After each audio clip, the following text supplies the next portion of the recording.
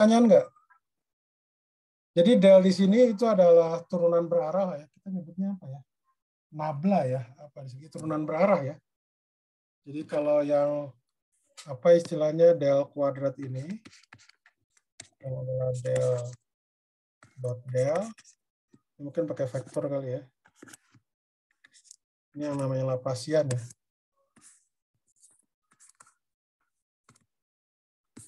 Gitu.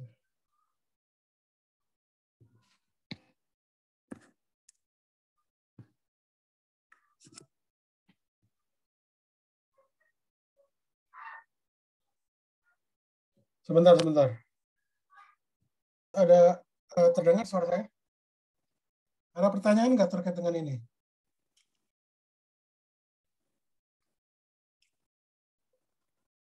Ada pertanyaan?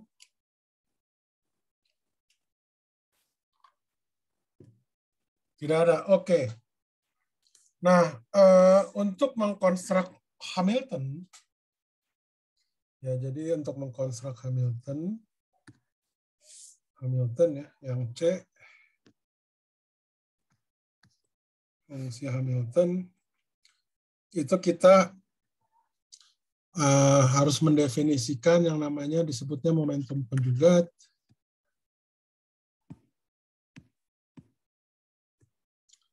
Momentum konjugat ya. Itu yang didefinisikan adalah sebagai P I itu adalah do L do X dot I.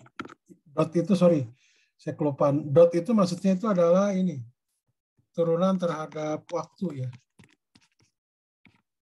Ini dxi per dt. Mohon maaf. Nah, jadi nanti fungsi Hamiltonnya itu adalah H, aduh, kenapa sih? Ini adalah H, dan ini adalah sama dengan jumlahan I, kenapa sih? I 1 sampai N, PI, X dot I dikurangi L. Jadi nanti didapatkan ini sama dengan P kuadrat per 2M tambah V gitu ya. Dan yang ininya ini adalah sama dengan MX dot I. P kuadrat ini di sini adalah vektor gitu ya, seperti biasa dalam momentum linear, tapi di n dimensi. Oke, sampai sini ada pertanyaan nggak? Sampai sini ada pertanyaan? Aduh, mohon maaf. Kenapa ya?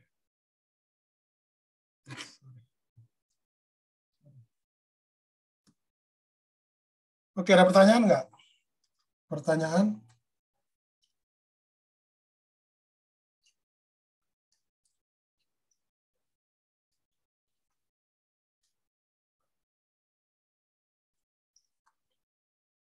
Ada pertanyaan? Tidak ada. Halo tes, ada pertanyaan nggak? Belum ada, Pak. Pertanyaan. Halo. Belum ada, Pak. Belum ada. Oke, jadi cukup jelas. Lukman, Lucia. Butuh sangat mencerna, Pak. Jadi Oke.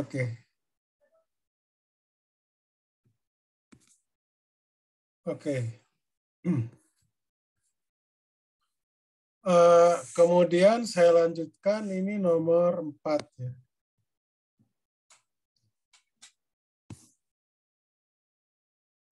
Nah, nomor 4-nya agak spesial ya. Rasanya memang belum saya jelaskan dan memang tidak ada di buku. Setahu saya ya.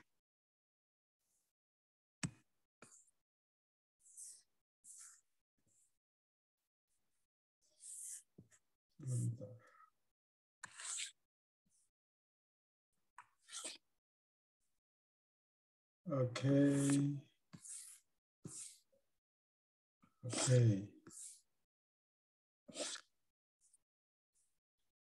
Nomor 4. Bagaimana untuk yang tali atau objek satu dimensi lah ya. Objek satu dimensi di Rn.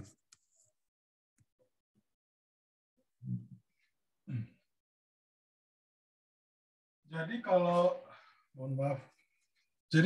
untuk tali ya, ini kalau saya punya tali di sini. Misalkan tali seperti inilah ya. Dia di ruang yang X1 ini tentunya saya gambarnya cuma 2 dimensi ya. Tapi ini maksud saya ini adalah di Rn. Nah, jadi ketika dia itu bergerak akan membentuk apa? Akan membentuk apa ketika dia bergerak? Dia akan membentuk sebuah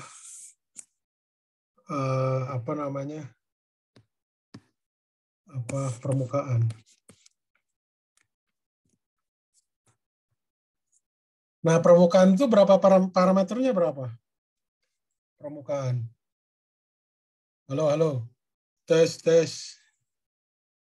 Permukaan parameternya berapa? 2, Pak. 2, Pak. Ya, 2. Jadi misalkan ya Anda bisa pilih parameternya misalkan ke sana itu adalah T1, ke sana itu adalah T2 gitu ya. Secara lokal lah gitu ya, permukaan. Nah, jadi nanti XI-nya itu fungsi dari T1 dengan T2. Begitu. Jadi nanti fungsi dari T-nya itu adalah ini ini jumlah dari 1 sampai ini bukannya 1 sampai N, nggak apa-apa. Di sini ada, jadi indeksnya nanti ada 2.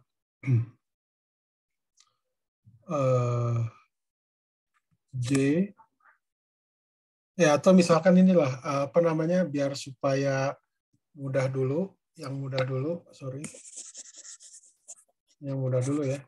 Kasusnya itu adalah kalau talinya itu punya massa M kurang lebih.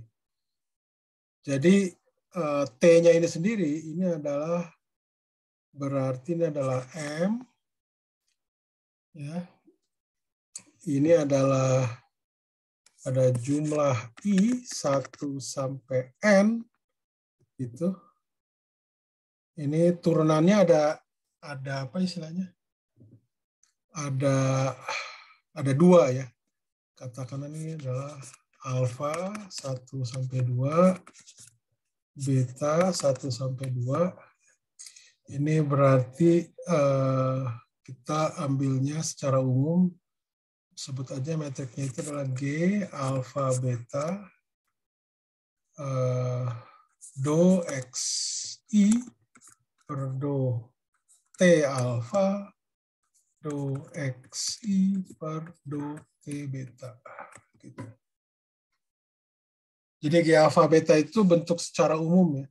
Karena kan kalau namanya tali itu dia secara umum tuh bentuknya itu kurva ya, ruangnya itu lengkung ya. Jadi ada bentuknya seperti ini. Dan massa talinya itu adalah M. Gitu. Jadi Lagrangiannya ya nanti tinggal Anda tulis aja. Ini adalah T dikurangi V. Jadi bentuk seperti ini adalah katakanlah M sigma I 1 sampai N, kemudian sigma alfa beta dari 1 sampai 2, ya. G alfa beta do XI per do T alfa kali do XI per do T beta. Dikurang bentuk V-nya. V-nya itu ya secara umum adalah fungsi dari X, T1 dan T2 secara umum. Oke, itu kurang lebih ini ya, terkait dengan Lagrangian. Sampai sini ada pertanyaan nggak? pertanyaan. Jadi ini mirip seperti kalau Anda ingat di string teori itu Polyakov action ya. Tapi kalau Polyakov action itu dia relativistik, kalau ini non relativistik, masih Newtonian. Ada pertanyaan nggak? Di alfa beta itu metrik tensor, Pak. Di alfa beta itu metrik tensor untuk permukaan yang dibentuk oleh tali. Kan kalau tali dia merambat, bukan merambat, berjalan gitu, bergerak, lintasannya kan ini kan berbentuk permukaan 2 dimensi kan. Begitu. Ya. Ada lagi yang lain?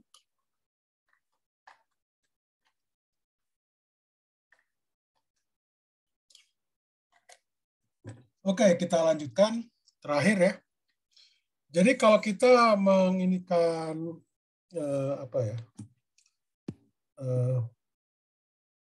persamaan geraknya ya. Persamaan geraknya, yaitu persamaan geraknya ini agak rumit. Ya, jadi gini, ini untuk yang ini aja ya,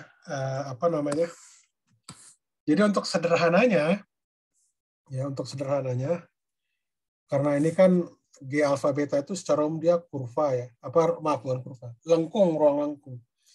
Jadi Anda bisa memilih ini misalkan sama dengan delta alfa beta gitu. Jadi intinya nanti L-nya di sini itu adalah M kali jumlah 1 sampai N, kemudian alfa 1 sampai 2 gitu.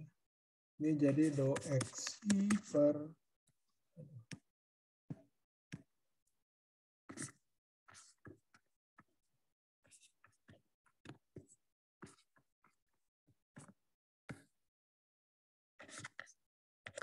biar gampang ini.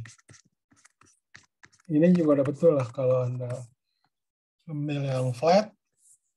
Nah, jadi persamaan urut Lagrange itu tinggal nanti ya ini jadi do T alfa gitu ya. Ini ada do L do X I. Saya inikannya koma alfa ya. Gitu. Sorry.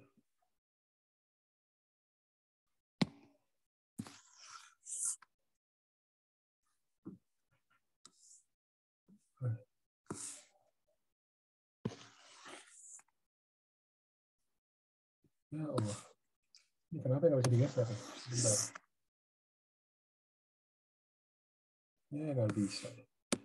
Kenapa nggak bisa digeser ya? Nggak bisa ya.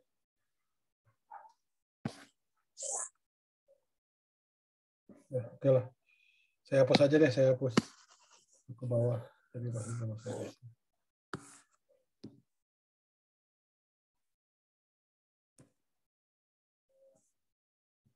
Jadi persamaan Euler-Lagrange. Ini Anda dapatkan sebenarnya nanti dari variasi ya. Do L per do XI, alfa. Jadi nanti do L per do XI sama dengan 0. Nah, maksudnya XI, alfa itu saya definisikannya adalah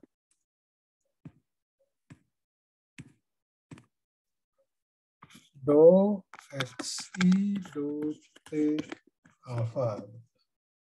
Sorry. Yang ininya alfa itu di atas. Sebentar.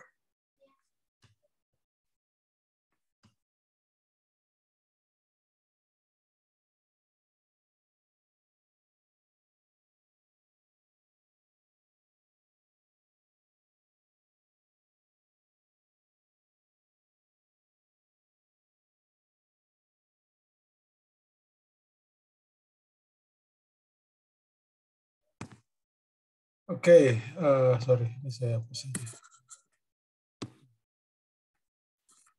Oke ya. Nah, jadi nanti Anda ini kan, Anda apa istilahnya, dapatkan persamaan error Lagrange itu adalah, jadi bentuknya itu adalah seperti ini. Saya langsung aja ya, jadi nanti Anda turunkan langsung, ini adalah del T kuadrat. Del T kuadrat R sama dengan minus do.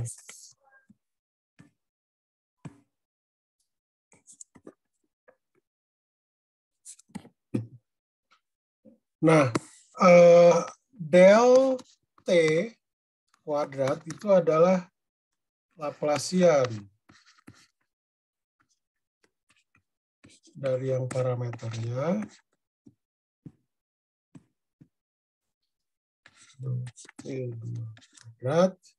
Sedangkan del R-nya, ini pakai vektor, ini seperti yang Anda tadi, ini adalah EI, do XI, itu Laplacian di Rn, sedangkan yang del T kuadrat ini adalah Laplacian di apa istilahnya, di permukaan ya. Kebetulan ini kita ambil yang flat. Kalau untuk yang curve, untuk yang lengkung secara umum ya bisa, tapi Anda cukup ambil yang flat aja lah. Gitu. Oke, sampai sini dulu ada pertanyaan nggak?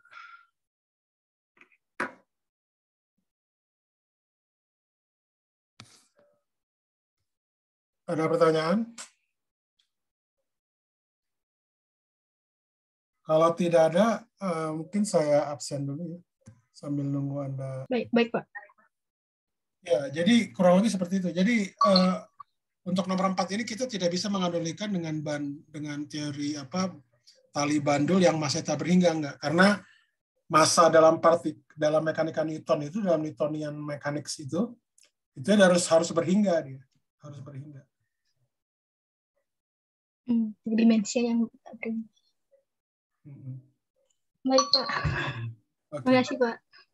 Ya, oke. Mungkin maksud Kak Rami ini, Pak, apa dia bandulnya dikopel sebanyak tahi gabua gitu, Pak? Iya, ya gitu. Oh, dikopel sebanyak tahi gabua. Itu jadi nanti masuknya ke teori medan, itu belum kita bahas yang itu terkait itu. Kita cuma bicara apa namanya, ada partikel titik yang apa istilahnya punya apa koordinat, yang koordinat itu dia fungsi dari T gitu ya, fungsi dari parameter. Nah, parameternya itu bergantung kita meninjau teorinya apa. Kalau partikel titik berarti parameternya itu cuma satu, sedangkan kalau untuk yang tali berarti parameternya 2. Kalau yang permukaan berarti parameternya 3 dan seterusnya gitu, seperti itu. Tentunya kalau makin dimensinya itu makin tinggi ya tentunya parameternya makin banyak dan ya ruangnya juga tentunya ya makin rumit lah intinya gitu. Seperti itu. Oke, kalau itu nanti masuknya ke teori medan itu kalau digabung-gabung gitu. Ya saya paham maksudnya, tapi itu kan saya tidak membahas tentang teori medan, kan masih belum. Saya mengambil analogi itu. Ini jadi kita mengambil analogi dengan mekanika Newton intinya gitu. Jadi kalau bagaimana mekanika Newton itu meninjau partikel titik kan yang biasa kita pelajari aslinya. Kemudian bagaimana dia ketika partikel titik itu kita ganti sebagai tali. Jadi yang fundamental partikelnya itu adalah talinya gitu. Seperti itu. Oke, ada lagi yang lain? Komentar atau pertanyaan? Jadi intinya kita memang belum membahas masalah medan ya. Jadi nanti ada medan. Kalau untuk yang apa istilahnya di space time ya.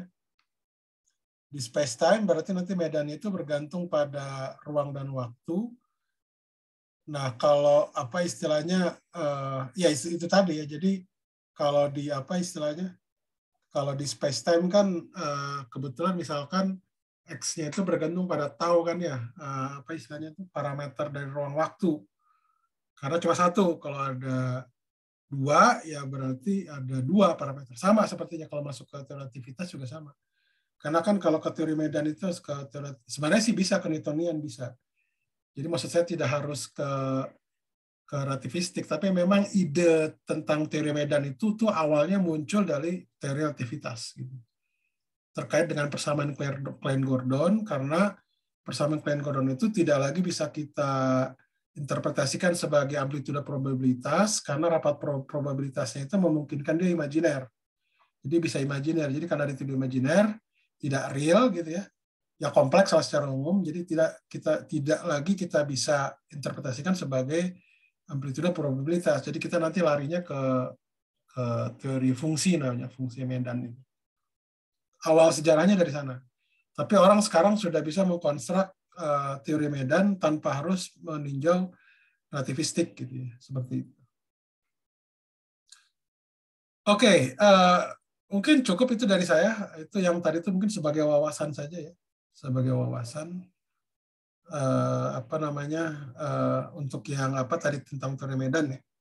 Jadi intinya kita masih hal yang sederhana lah gitu. Tapi maksud saya begini, nomor 4 ini nanti ya, atau nomor 3 lah ya, memang nanti kita bisa perluas ke teori medan gitu. Tapi ini ya merupakan dasar-dasarnya lah ya gitu. Jadi bagaimana Newton juga bisa meninjau bahwa partikel itu 1 dimensi, 2 dimensi, 3 dimensi bisa. Jadi nanti tinggal ditambahkan aja parameternya gitu aja. Oke ya, saya pikir cukup. Terima kasih semuanya. Selamat siang. Oke, terima kasih semua. Selamat siang, Pak. Oke.